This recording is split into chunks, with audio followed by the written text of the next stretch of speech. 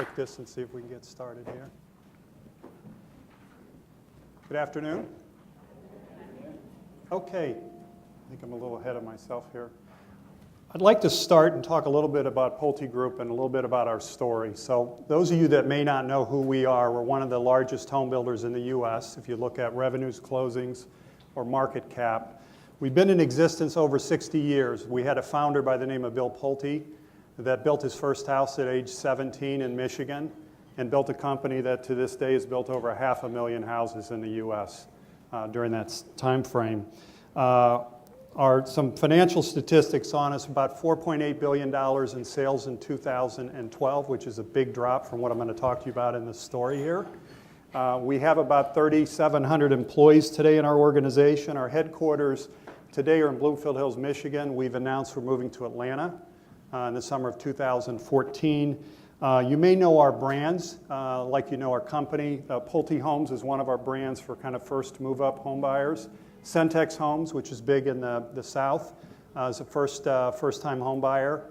And then we have Del Webb, which are active adult communities, which are mostly in the warmer parts of the country, although we do have them on other parts of our business. Our business had a legacy of being very consumer-inspired. For years, we won J.D. Power, which was something we really hung our hat on. And we've also had a history of having a family-driven culture, which is oftentimes what you find when you have a founder like Bill Pulte that really creates an imprint on the organization. So let me talk to you a little bit about our story. And I joined this organization in 2005. So the first thing I would tell you is my timing of joining companies is not very good, okay? I had worked a number of years in Frito-Lay and Bristol-Myers Squibb in human resources and thought Pulte was just a unique place to go. But I probably didn't do as much due diligence in looking into housing when I made that decision. 2000 to 2005 was a steroid period for home building in the United States. And it was kind of unprecedented because for 18 consecutive years there was year-over-year growth in home building, which traditionally had been a cyclical industry that had its ups and downs over that time frame. The home builders were the rock stars of Wall Street at that point in time. And if you look at the stock appreciation here for Pulte from $5 to almost $45, that was very typical of major home building companies at that time. As a matter of fact, when I came in, we used to compare our compensation between other home builders, and our committee was getting really nervous on our board about how much we were paying people. So they said, go do a study of the 20 fastest growing companies in the United States and tell me how much their year-over-year compensation growth is. Well, I went to do the study, and out of the 20 companies, 5 of them were home building companies. So there are only 15 other companies that were in the survey. So just a monumental time. Inside the organization, people were getting paid a lot of money. The success was unbelievable. People were being promoted. There were opportunities. I had never in my career experienced anything like what I experienced in 2005. And I was brought in to build it to go faster and harder. At that time, we were almost $15 billion in revenue. We had 14,000 employees, and we were building roughly 50,000 homes a year at that point in time, and our goal was to get to 80,000 homes at that time frame. Well, you know the story from that point forward. Okay? When did you come? Unless you haven't lived in this country during this time frame, okay? I just want to know there are people in our organization that have my name on the top of this chart that said he started on this date and this is what's happened. We saw a period of time that was unprecedented for us. So you can see what happened to the stock price. It started in 2006. It was Sacramento, it was San Diego, and at that time we were in over 75 markets, and it was one market after the other. We believed, I think, through the upcycle that it wasn't cyclical anymore. If you were big enough and you were in enough markets, you were going to be shielded from any pullback in the cycle for home building. That was not the case. It really crushed, the dynamics behind this crushed this all over the place. And during this time frame, from 2006 to 2010, we laid off more than 2/3 of our workforce, okay? As we came out of this cycle, we came out of the company with about 3,000 employees. During that time frame, we purchased Centex Homes, which back when we started this period, we were the second biggest home builder. They were the third largest. We put the two companies together. Both companies are losing money. We put them together quickly. We came out of this at about $4 billion in revenue, building about 17,000 homes a year. with 3,000 employees. Clearly not a part of my career that I relish looking back at in terms of everything I've done. A very difficult time for the organization in going through this. During this time frame is when we really were first introduced to Jim and his team. And what's in front of you here is a learning map, and I know you're going to have some at your tables to look at. The biggest thing we had to deal with initially with our organization, go back to the family culture and organization that had so much success, that had grown so rapidly, was how do we deal with the fear of people? They're watching this every month, okay? People aren't showing up to our models. People are negotiating at the closing table whether they're going to buy the house or not buy the house. Neighborhoods are starting to really slow down and stop, and we're going through wave after wave of reorganization. We worked very closely during this time using tools like this with the organization to sit down with people around tables just like this. We didn't shy as a management team away from sitting down and telling people the truth. This is what's happening. This is what we're working on to survive this. This is what we're going to do coming out of this so we can be even better. But this may impact you at some point in time. Okay, this may eventually get to you as part of this time, but to really try to stabilize that. And I think in that process, we were able to stabilize the organization and try to create hope for them coming out of that. The challenge we faced during that time was we were really wrestling with what was happening to us. We had the comfort of knowing all the other home builders were going through it. So we kind of was like, well, these are market forces. This isn't really a function of what we've been doing or not doing. And we launched a whole bunch of initiatives. We tried everything: new operating model, restructure, changes in compensation, different things to try to figure out, is there something we can do to mitigate this decline or something we can do to try to get the organization going forward. A lot of good ideas, okay? A lot of launches, a lot of relaunches, a lot of stalling. Not a lot of traction during this time frame because the organization was still reeling with, but geez, we were this great company 3 years ago. What's happening to us? Where are we going to go as an organization? So we slipped during this time frame. We got to a point in time around 2010, which is about a year after we did the merger and the integration of Centex, where we were starting to lose steam. We were starting to lose the confidence of our employees, and we were starting to lose the confidence, frankly, of our board, where they were saying to us, hey, I don't know if it's your strategy or I don't know if it's your execution. You guys are falling further than the other companies in this downturn, and they're starting to recover and come back, and we don't see that happening in Pulte. And we need to do a deep dive analysis, which is what we decided to do at that point in time, to say we need to really get to the fundamentals, and we really need to get to the truth around how well has this company done through all these different cycles. So we engaged Boston Consulting Group to do an in-depth analysis, which we called value creation, which really was to say, how much value have we created over this time frame? And more importantly, how have we performed relative to the competition during the last 10 years, 20 years, whatever the cycle is, to look at this through multiple cycles.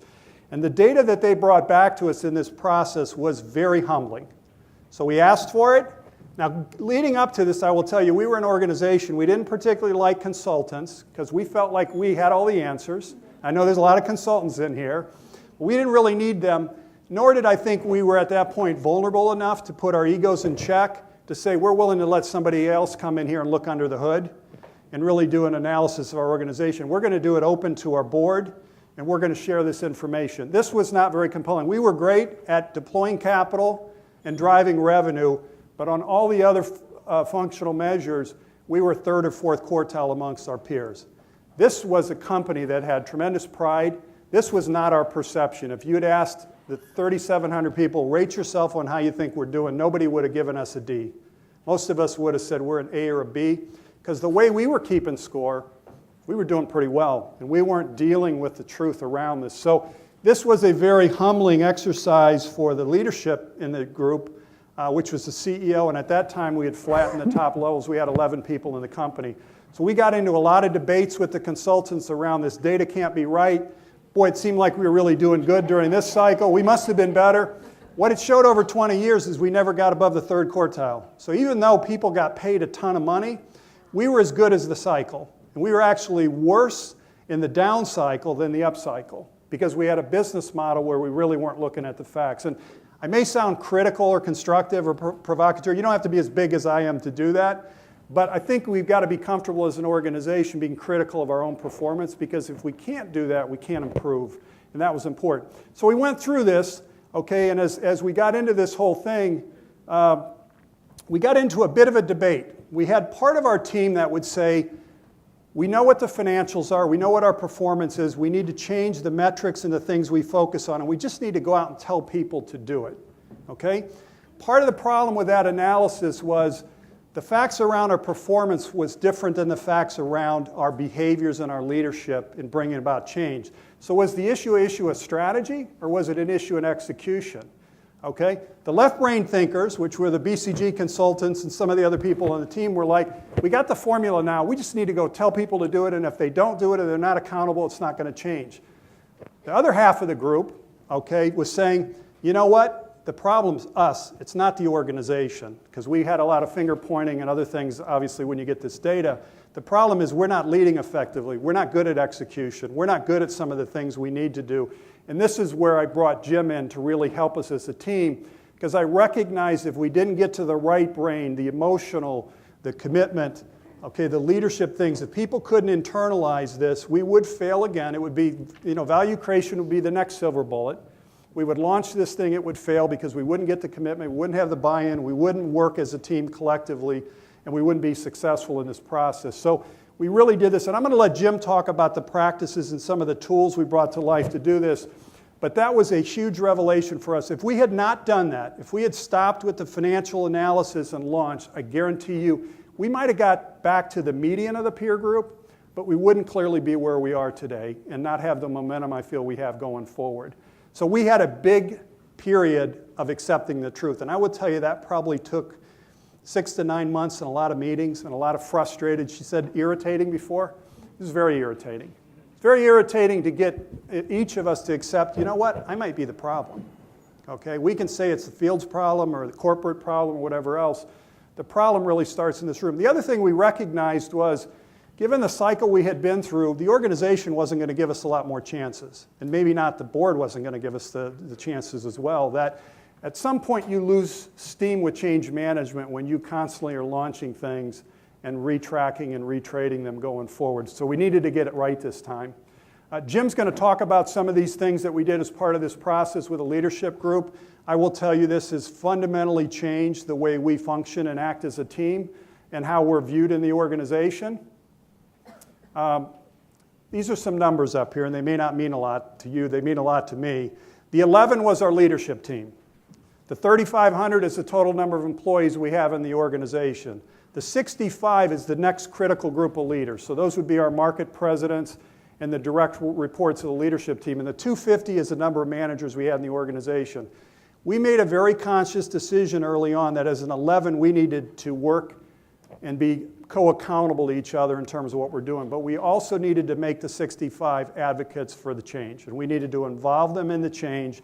Jim refers to as we have to inhale and exhale with that group. So we started in this process, and we've been on a 2-year journey, is to really create one team with the 11 and the 65, and we've spent a significant amount of time with that 65. Without them, we would stumble. We're right now working on the 250. Just this year, we've started with that group, and we're engaging them.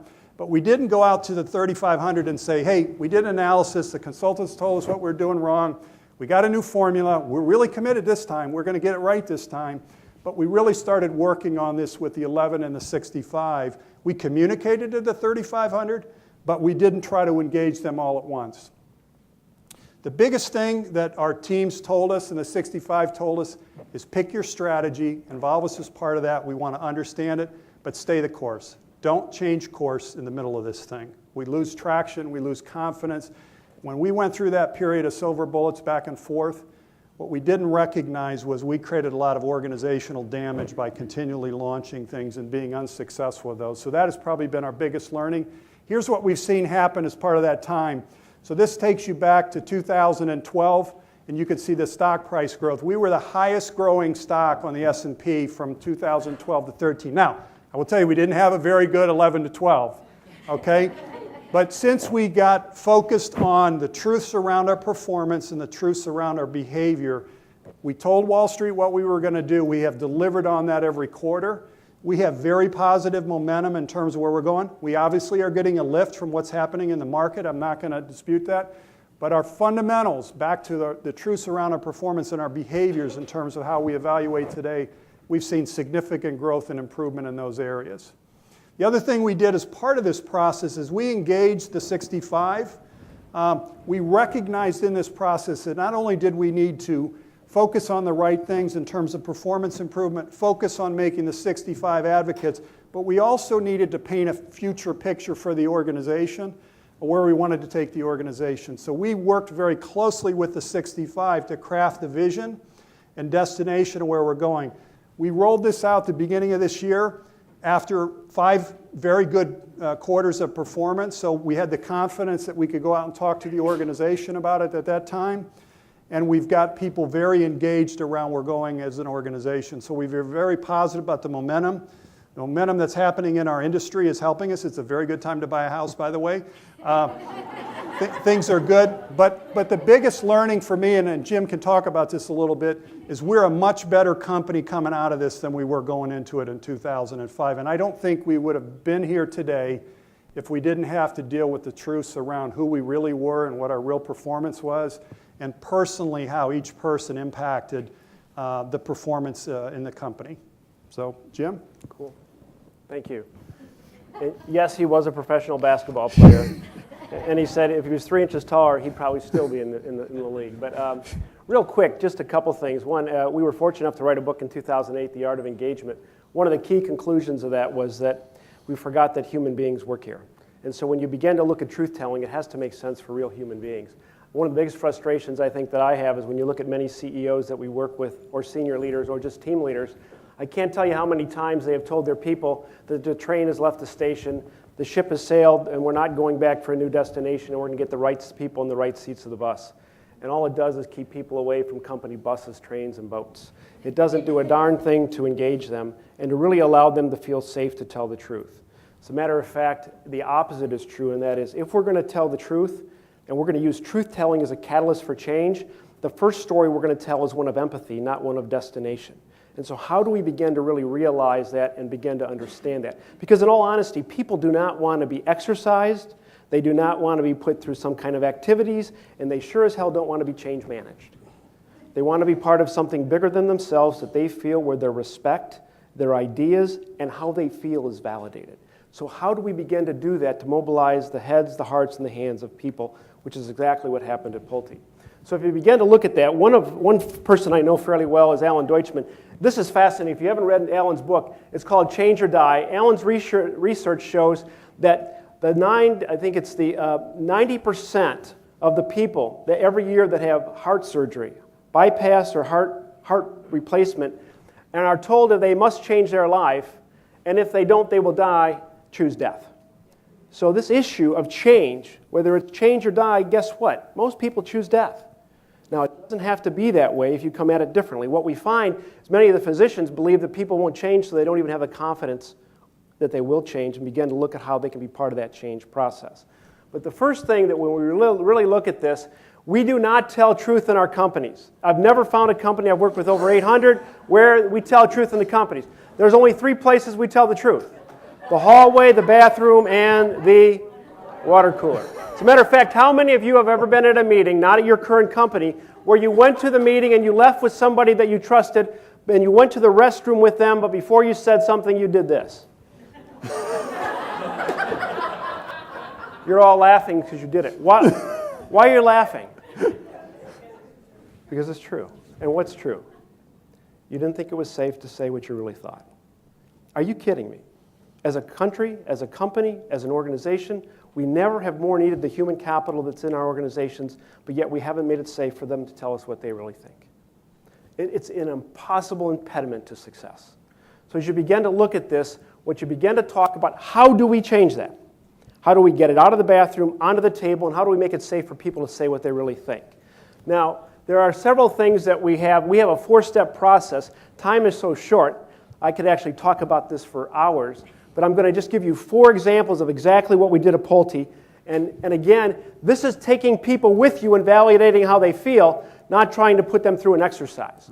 The first thing is simply this, and that is, Well, let me give you all 4 of them. The first is truth-telling is a core competency, is we have to make it safe to put reality on the table. Now, we're going to talk a little bit about what we call a wall of reality, exactly what we did at Pulte. As a matter of fact, Jim will tell you at the end, it's now part of their leadership development program, which we just came from in Dallas, where absolutely people said how passionate they are when they see their leaders willing to tell the truth and let their ego go and be humble to embrace it.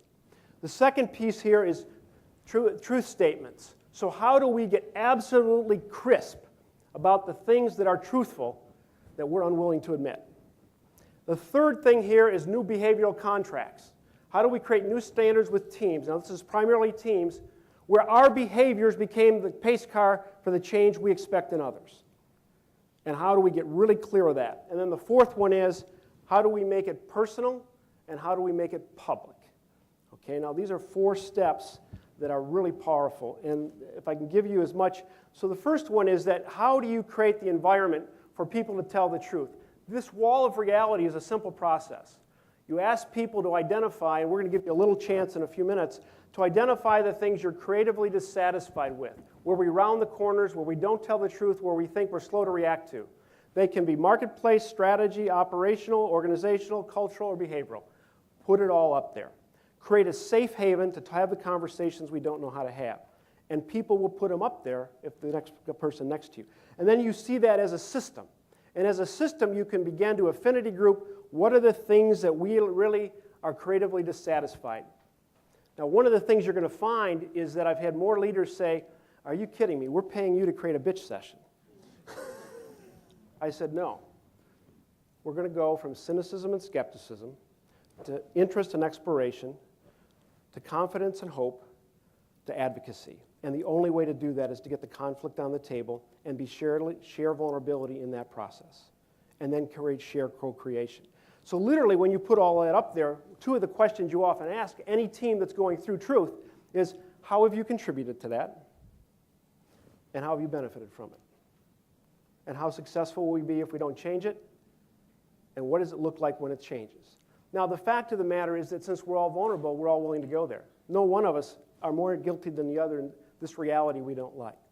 The other way we do this very commonly is through what we call water coolers, because humor helps diffuse the angst about this. This is actually a water cooler, same issue. This company, amazing story. This company, we spent 3 days deploying their strategy with their top 250 leaders in the Breakers Hotel in Florida. At 11 o'clock, before we left the next morning, or the last morning, everybody send off and go do this and make it happen. We gave everybody an audience response and said to these 250 leaders of the 63,000 person company, how confident are you that strategy will work? And they all clicked. Guess what number came up? 19%. The chairman leaned over to us and said, you guys are really good. How do I get my money back? Are you kidding me? 3 days, 6 months of prep, 19% voted confidence. We went and said, hang on for a second, let's go talk to the people. And what the people have said is so many other companies, the strategy is not the problem. It's our fundamental disbelief that our leaders will change their behaviors to bring it to life. Okay? And so what we found is we drew the picture. Leaders are all wearing masks. Some of them are drinking non-confrontational water. Some of the leaders are at the kids' table at Thanksgiving. They don't even get to the adult table. If I met my number, you can't touch me. All of these behaviors that negate any kind of intellectual strategy, period, because we don't tell the truth about how we behave. 3 months later, we showed this to the top 250 people. They said, we can't believe you were in a bathroom. We can't believe you had the courage to be vulnerable, to talk about these issues. And we can't believe that you really want to do this, and if you do, we're in. Stock went from 26 to 126 and split twice. They changed this performance of this business, not because of their strategy, but because they began to find a safe way to tell each other the truth and create new behaviors and standards to live the behaviors, standards and behaviors that match that strategy that they had to execute on. This one's another one. This one's actually, that previous one was for Textron, which builds Cessna aircraft and helicopters and all that stuff. Thank God they got some of that right. And then this is actually Lowe's. This one's interesting because the leaders are on these zip lines, zipping down into the weeds, playing about 5 levels before their pay grade, and there's just all kinds of other things on that they didn't know how to talk about. But if you can get it on the table and make it safe at any level, it begins to work. So the first thing is It's really how do you create a wall of reality or a water cooler to create a safe haven to talk about the issues you don't know how to talk about. The second is now, what are the truth statements? We're working with a large retailer, and they claim they're customer obsessed.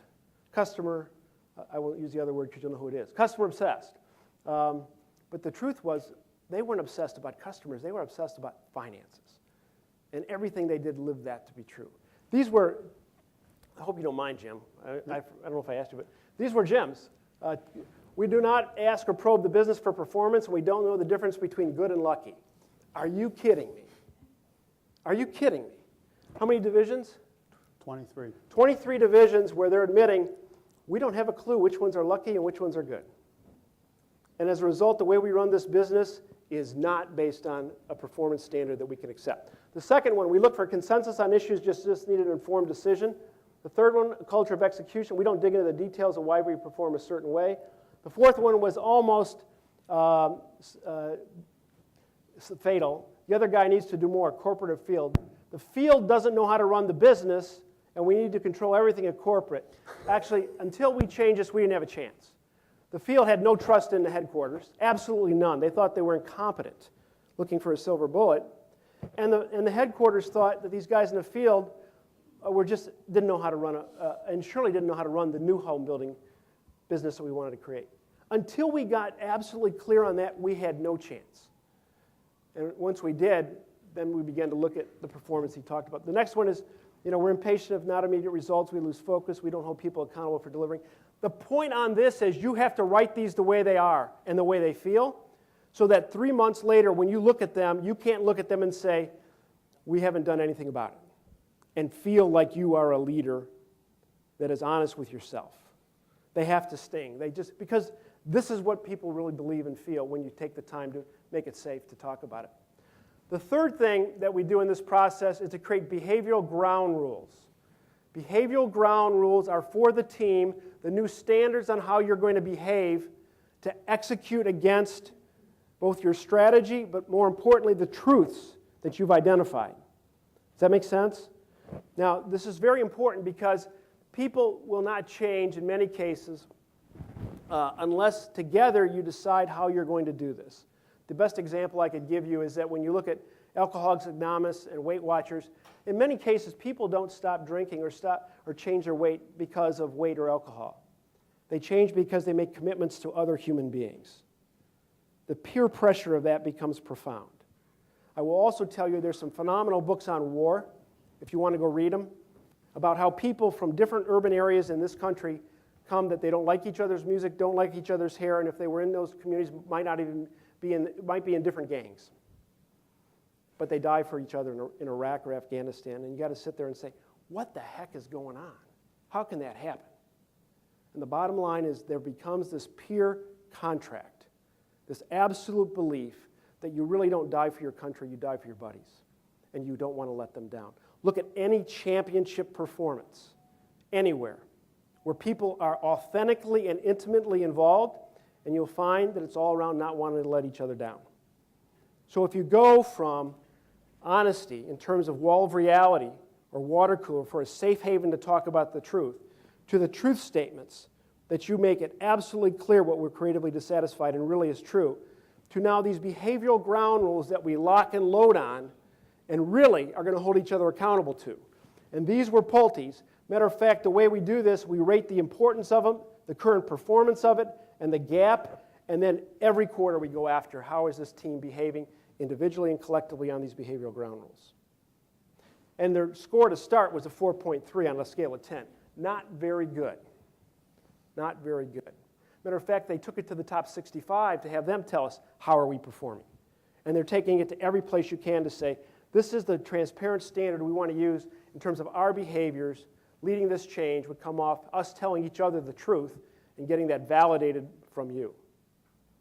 And the last step in this four-step process that has been used at Pulte and many other places, oh, by the way, this is what it looks like when you begin to measure that over time, so you know where you're going up, where you're going down.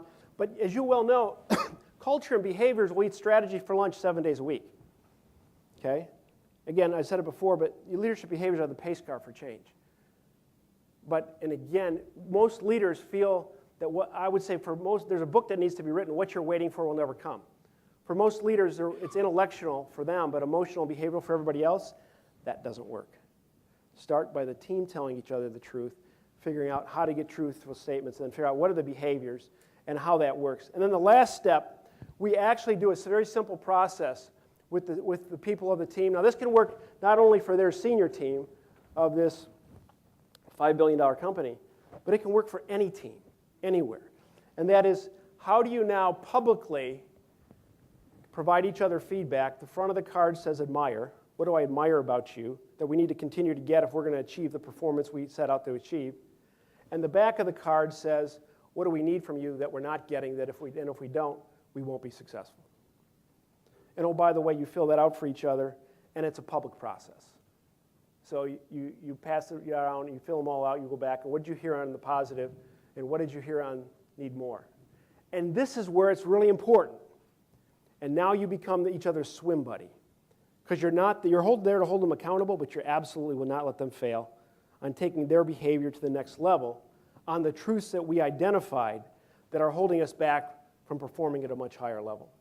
So this 4-step process becomes absolutely essential to begin to change the way people really look at driving these behavior changes.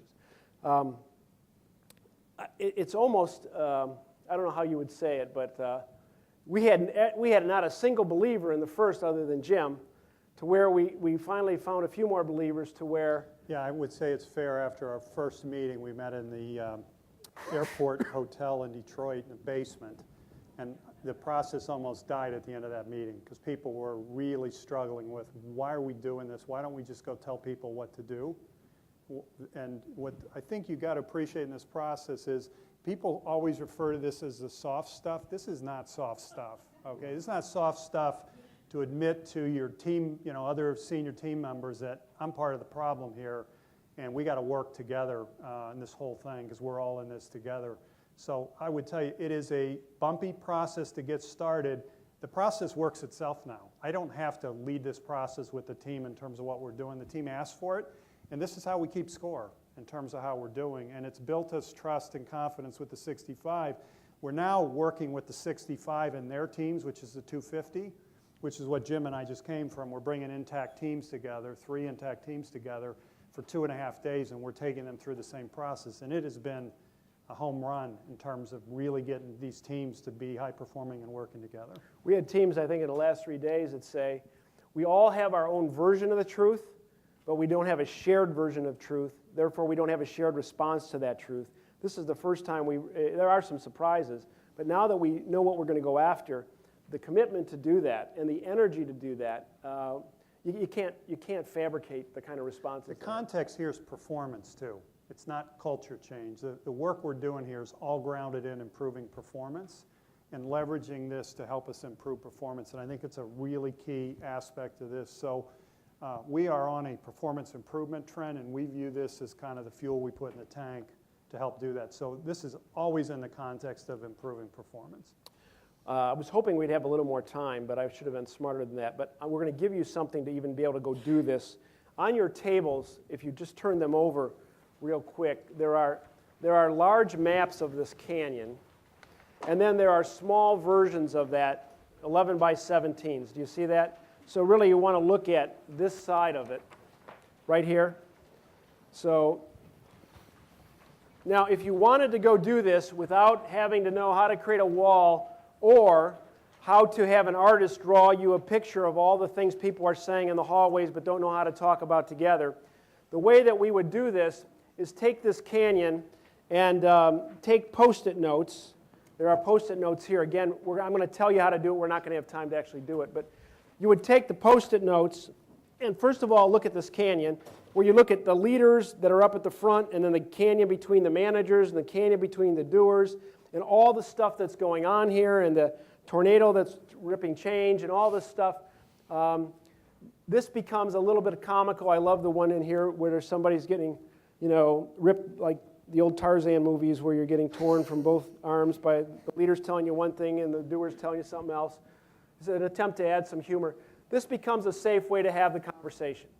What are the things that we are slow to recognize the things that we're not telling the truth on, the things that are inhibiting us, that are creating these canyons.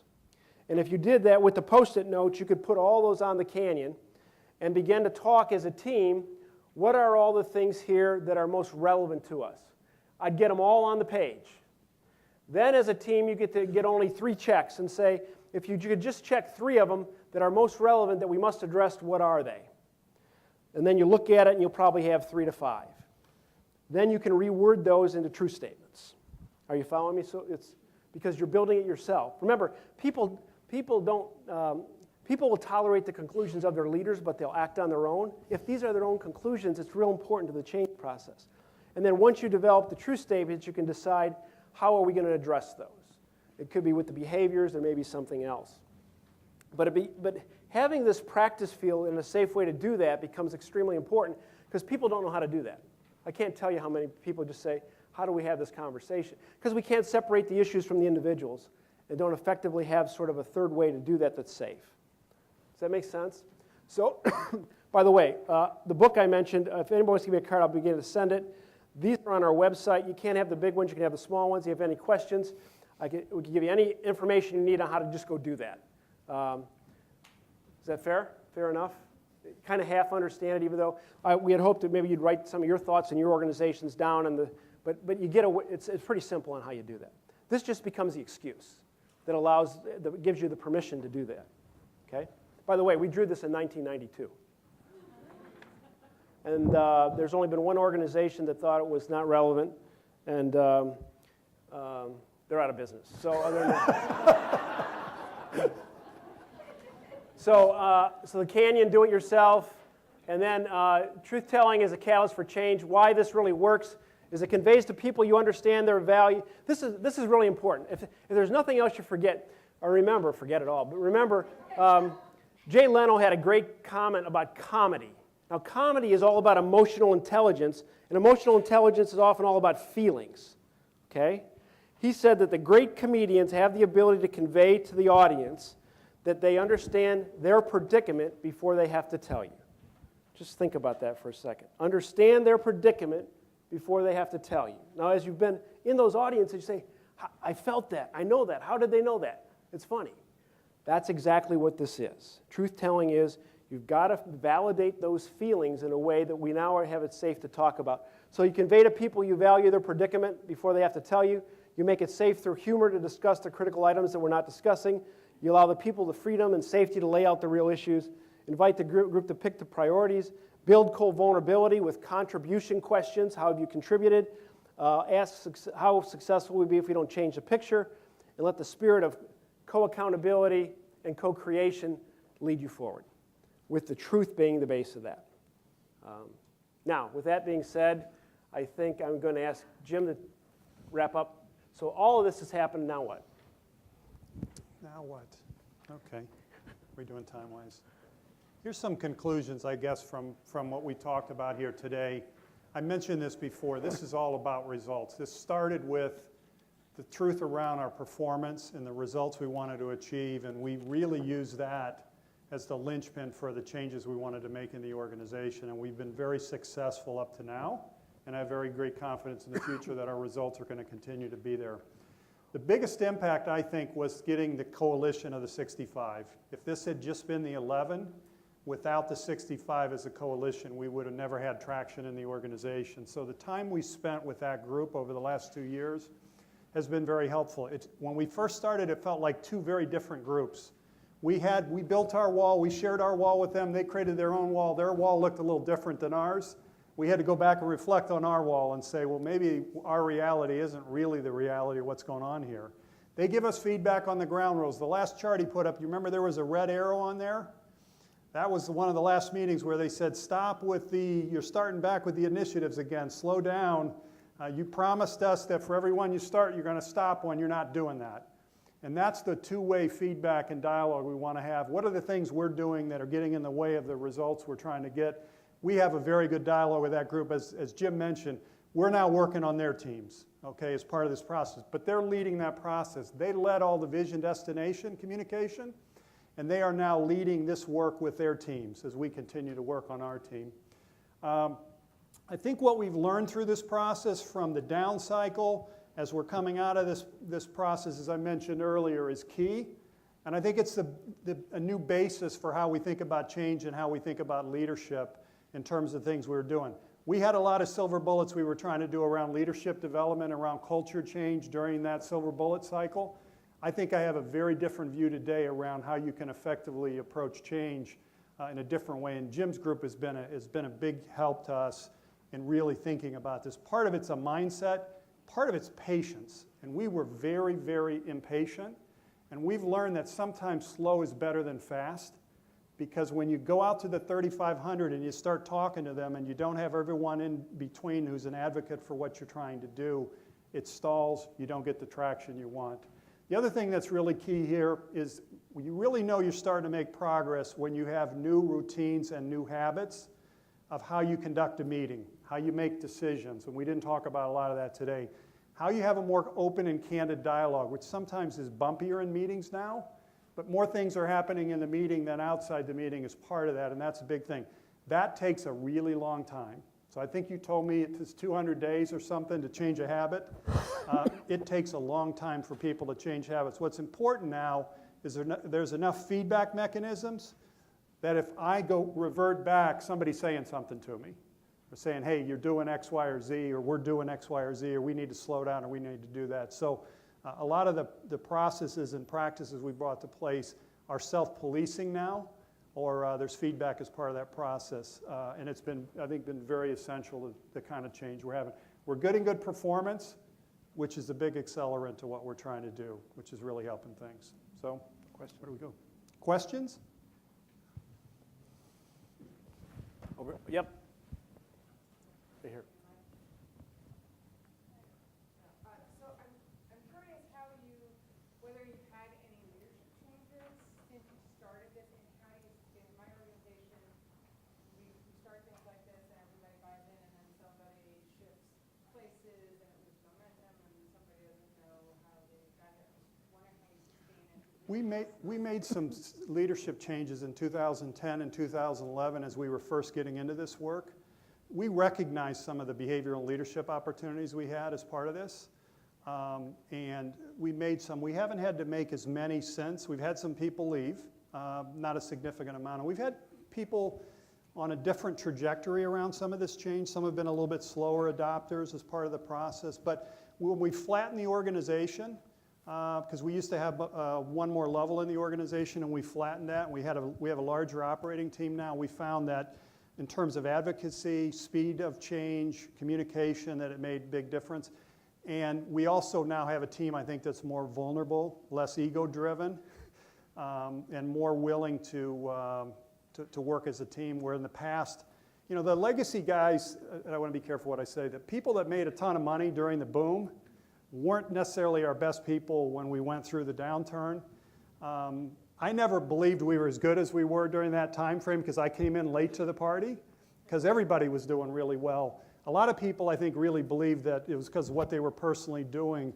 And when the value creation data came back that said that we were third or fourth quartile, some of the people had a hard time with that. But that was earlier on. We see a best practice real quick on this, where you take, when new leadership comes in, you take and build a scroll, a story about how you've gone through this whole process, and you have the current leaders tell that story together.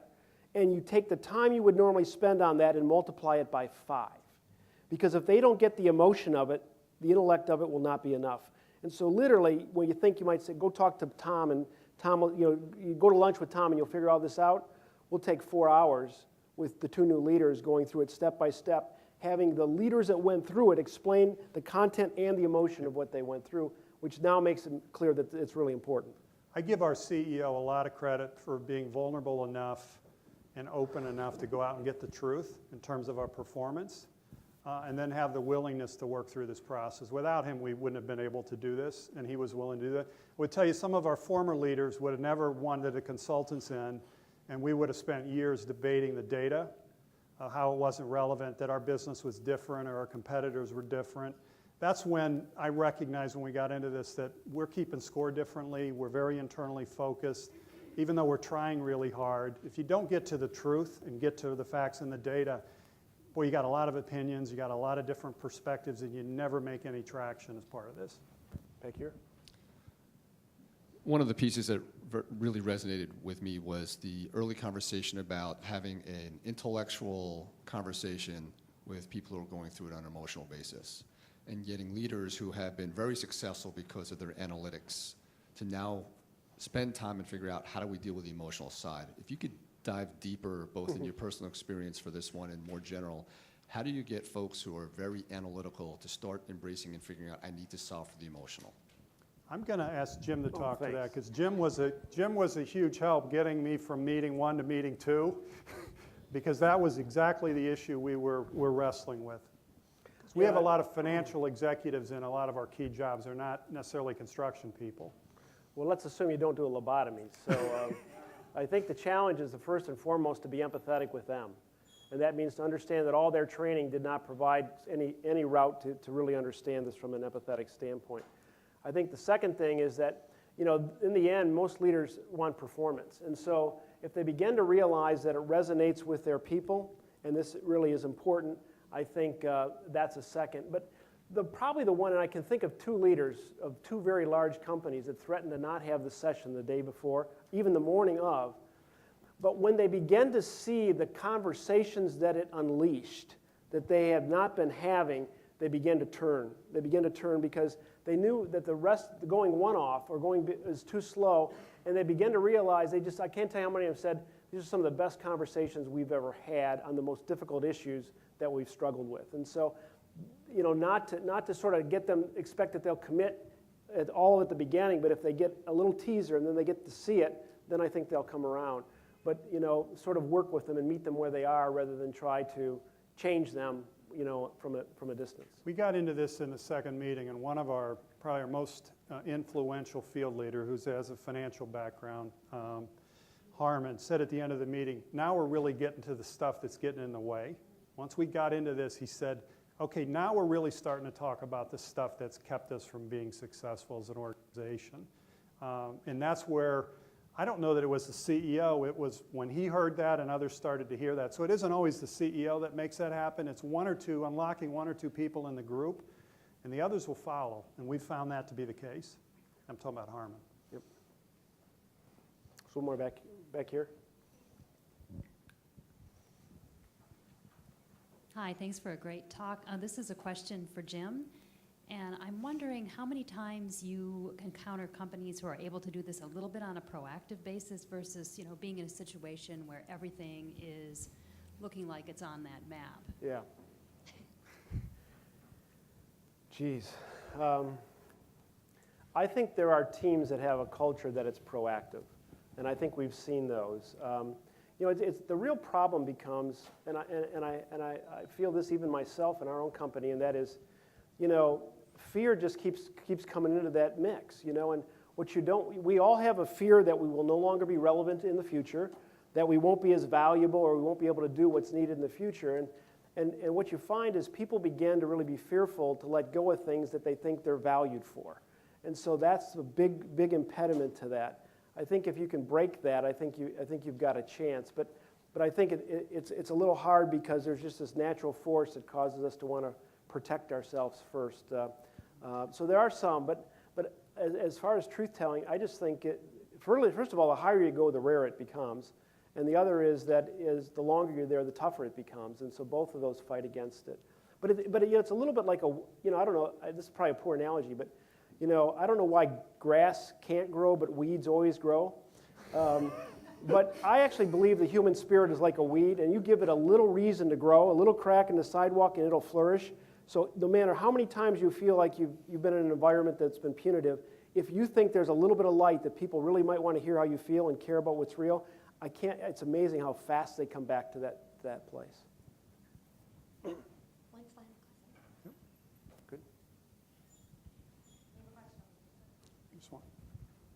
I have another question.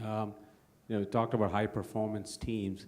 Usually, to have a high-performance team, you have to have really engaged people who are passionate about that field. So, it's not easy to find everybody who are having a particular calling or passionate about that field. So, in your experience, have you had times when you had to let people go because they just couldn't be, it's like trying to make a dog talk like a cat.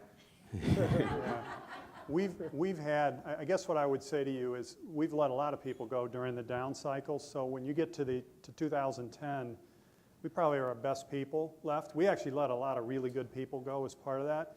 But there are people that just have difficulty working within a team and they inhibit the team. And we obviously let people go in that situation. But what we found in our company is our people care a lot about two things. One is the consumer, and two is the team that they're on. So their loyalty, to Jim's point, is to their team. And that's where we're trying to, with these teams now, really unleash the power. Because where I really saw the power in this was, at a senior level, we have talented people, but they don't work together, okay? And they don't have co-accountability to each other around the team. And this creates a different set of, my accountability to my peers now through this process is greater, and I think everyone is. So people are going to be much more supportive, but they're also going to call people out. And the manager, the leader's not going to have to do that. The co-workers will call people out if they're not playing as part of the team. I think that last point's really important. I can't tell you how many CEOs I've counseled. Never mind, Jim. But I think there's a tendency to think where you're going that these people can't do it or won't do it, or we need to get rid of them. I would suggest against that. I think it's not fair to them. We've never taken a stand on what we stand for. So once you get clarity, once you get absolute alignment, once you get accountability, and once you want to support each other, guess what happens? The peer pressure becomes, the clarity either aligns people, and the peer pressure aligns people, or they leave more often than you have to get them to leave. And by the way, all of a sudden, that pressure becomes so intense, somebody asks before you feel you have to ask, because now you just don't fit. But be patient enough to let that emerge as this is what we stand for before judging whether or not they're the ones you want to stand next to. Yeah. We had an experience with one member that was struggling where the CEO was really starting to focus on that, and we actually had a couple other team members jump in and really try to support and help, which has kind of turned that situation around as part of that. Because sometimes when somebody on the team sees somebody else is vulnerable, they tend to pile on versus support that other team member. And that's one of the behaviors that, to me, that's a bit different than what we might have had traditionally. One more done? Are we done? Good. One more. Yes? How would this apply to, or would it apply to the current situation involving NSA and someone's willingness to tell the truth and the how the I teach business ethics and stuff, right? So Right. I don't know if you want to try that. Well, I'm not sure I can answer it directly. I would Yeah. say this. I think wherever country we end up in, we find there are more similarities between people than not. The ultimate engagement is of the mind, and respect that people's thoughts and abilities to solve problems can help make that solution better. So that if you tell and sell and impose and try to declare, you will get what you've always got, and that is, compliance. If you begin to ask people to help solve the problem with you with a framework that is fact-based or real, I can't tell you how many times people astound you in how they come to that. But you're going to have to trust that they can make it better, and you're going to have to make sure that you've got the right facts and the boundary to think systemically about it. Because people like to close on just one piece of information to make that the system. That's why when you look to the wall of reality, we want to look at the whole system, right? Because I can tell you everything in politics that I've seen or whatever, somebody latches onto a bite-sized piece and blows it up to the whole. That's just a corner of the puzzle. When you put the whole puzzle together, I've literally seen people in unions that were losing their health care benefits that had voted to strike, reverse the strike vote. Because they now saw how that fit into a global economy, into a product profitability, and they said, why didn't you share this with us sooner? Let's release the vote. That's amazing when you think of it, because that can become so adversarial and so personal that they change that. But I have live examples of exactly where that happened. If you take the problem to people with a systemic thinking or a system thinking, rather than try to tell them what to do or get into a debate on just the pieces of it. They will own what they create. My biggest learning is people own what they create. They're not going to own as much what somebody else creates and tells them that should be theirs. There's a great, just real quick, there's a great article McKinsey just did on that. It's called The Meaning Quotient, if you haven't seen it. But the story they tell is they have people in a room and they gave this group lottery tickets where they picked their numbers. So you had to pick your numbers, and we gave you a lottery ticket. And this group, we automatically gave you the tickets, and then they came back and tried to buy the tickets back. The people that picked their numbers, it cost 5 times as much to buy those tickets back.